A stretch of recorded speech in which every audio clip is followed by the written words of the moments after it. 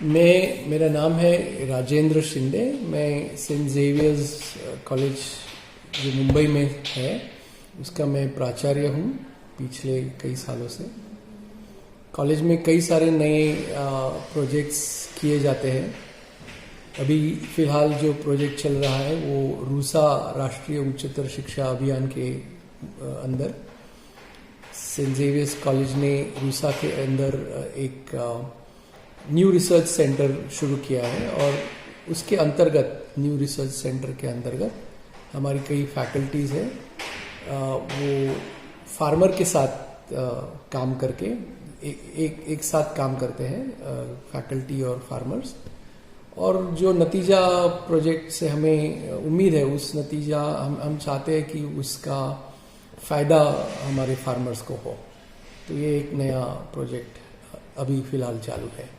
Sir, government से किस तरीके से जुड़े हैं? क्योंकि फार्मर्स जो है कॉलेज आजकल ऐसा देखा नहीं गया है कि एजुकेशन से जुड़े हुए लोग कभी किसानों तक पहुंचते थे, लेकिन ये कुछ यूनिक और लोगों की भलाई का काम चल रहा है। देखिए, जेवियर्स कॉलेज जो है ये बहुत सालों से फार्मर के साथ काम करती है, मार्जिनलाइज लोगों के साथ काम करते हैं, पुअर कम्युनिटी के साथ काम करते हैं। ये हमारी पहचान है।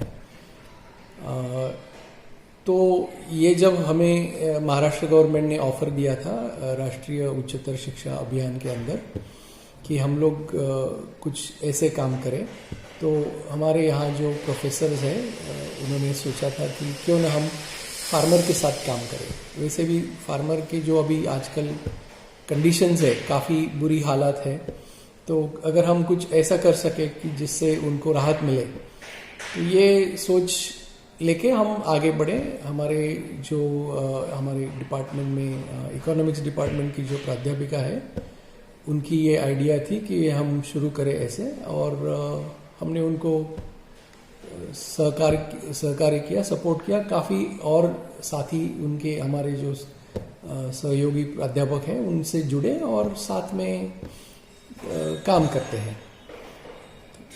सर, इससे लगता है कि किसानों को कुछ बेनिफिट होगा, क्योंकि नॉलेज की ज़रूरत आज सभी को है। तो ऐसे में किसानों को इस तरीके के नॉलेज देने से जो आत्महत्याएं बढ़ रही हैं किसानों की, कहीं ना कहीं ऐसी चीज़ों से राहत मिलेगी।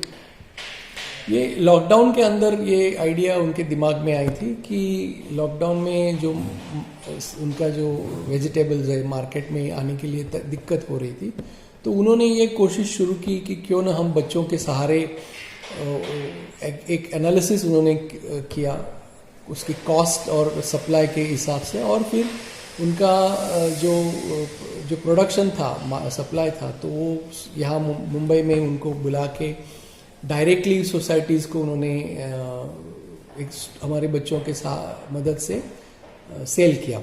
तो उसमें दो फायदे हुए। एक तो बच्चे सीखे, बच्चों को जो जानकारी मिली, और फार्मर्स को भी जो उसका फ़ायदा हुआ। फार्मर्स को इन्फॉर्मेशन मिली कि ये डायरेक्टली कैसे हो सकता है। वैसे कई सारी संस्थाएं इसमें काम करती है, ये छोटा सा हमारा उसमें योगदान रहा और वहाँ से शुरुआत हुई। तो कितने विलेजेस ऐसे हैं जहाँ पर आप लोग ऐसी चीज़ें पहुँचा रहे हैं अपने माध्यम से? फिलहाल तो अभी हम ये एक्सपेरिमेंट के तौर पर चल रहा है। एक 5-6 विलेजेस महाराष्ट्र में हमारी टीम जाती है, और अगर ये प्रोजेक्ट सक्सेसफुल हुआ, अच्छी तरह से फ़ायदा उसका हुआ, तो हम महाराष्ट्र में बड़े तौर के ऊपर हम कर सकते हैं। हमारी बाकी शैक्षणिक संस्थाएं भी हमें फॉलो कर सकती है। कहीं ना कहीं टीम वर्क लगता है सर, जैसे प्रिंसिपल, टीचर और स्टूडेंट की पूरी टीम है इस कार्य को करने के लिए। कहीं कॉन्सेप्ट बहुत अच्छा है, तो क्या कहना चाहेंगे? टीम वर्क के बिना तो कुछ काम होता ही नहीं है। तो ये पूरी टीम है। हमारी डॉक्टर सावंत मैडम जो है वो लीड करती है इसको। केमिस्ट्री के प्रोफेसर उनके साथ जुड़े हैं, जो एग्रीकल्चरल लैंड में केमिकल जो खत दिया जाता है, जो फर्टिलाइजर्स दिए जाते हैं, उसकी इफ़ेक्ट्स जो होते हैं उसकी स्टडी करते हैं। आईटी के प्रोफेसर्स उनके साथ जुड़े हुए हैं जो ये सीजनल वेरिएशन स्टडी करते हैं। और एक प्रोजेक्ट हमने नासिक में अभी शुरू किया है कि जो फार्मर्स को इत्तला दे, एडवांस नोटिस दे कि ये अभी वेदर कंडीशंस ये रहे। आपने देखा होगा महाराष्ट्र में अभी कई दिनों से बरसात समय ना होते हुए भी बरसात होती है और उसकी वजह से नुकसान होता है। तो अगर हमारा ये प्रोजेक्ट सक्सेसफुल रहा तो हम उस इलाके में फार्मर्स को बता सकेंगे एडवांस में कि लोग देखो अभी बारिश आने वाली है, तो आप केयर कीजिए, आपका जो सामान बाहर पड़ा हुआ है उसको अंदर रखिए, या जो प्रोडक्ट्स है, वीट है, ऑनियन है, उनको जल्दी से कटाई कीजिए और बचत कीजिए उसकी।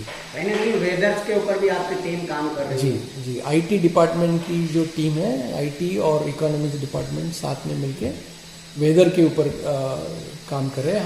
हमें फार्मर्स का भी अच्छा सहयोग मिला है, काफ़ी जगह से कोई फार्मर्स हमारे सहायता कर रहे हैं, तो उनके खेतों में हमने ये प्रोजेक्ट शुरू किया है।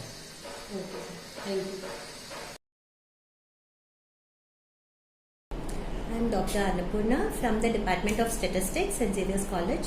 I'm also the Vice Principal Arts and I hold the position as RUSA Nodal Officer for the college. Now RUSA is Rashtriya Uchchatar Shiksha Abhiyan, initiative from the government to ensure that the quality of education in certain institutes like our college is at a higher level. So the government has given us around 5 crore funds to enhance the quality. Now we have chalked out certain activities in our college where we would like to use the government grant for improving the standards of our student, to bring in more employability to our student, to bring in more connect with industry for our students, also to strengthen the core of academics in our college. So we have been able to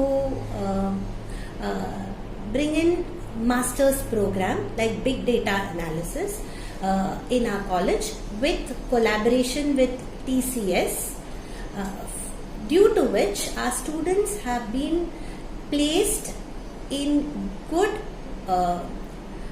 corporate offices, and also TCS is hand holding our college students for placements and internships. The second activity that the college would like to talk about under RUSA is the new research center, which has its main theme as rural and agricultural promotion of activities in rural and agricultural areas. Dr. Aditi Sawant has taken the lead here, and I would like to first say that during COVID pandemic, when suddenly we had to shut down in a very different way, she brought about a project called Swayambhu, which helped connect the farmers to cooperative housing societies.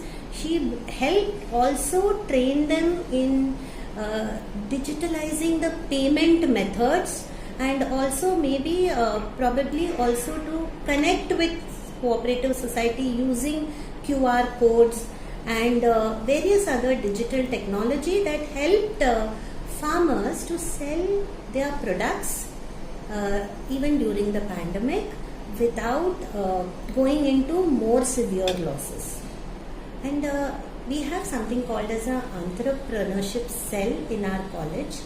This was inaugurated by the Honorable Prime Minister, and it has built an ecosystem and fostered the spirit of entrepreneurship in college by introducing various courses for students, introducing them to people who have built startups, and also bringing up the employability of students by doing courses which, as soon as they complete and they finish their graduation, become more job ready.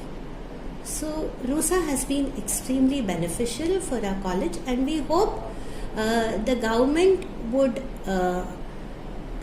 give us more opportunities of this nature.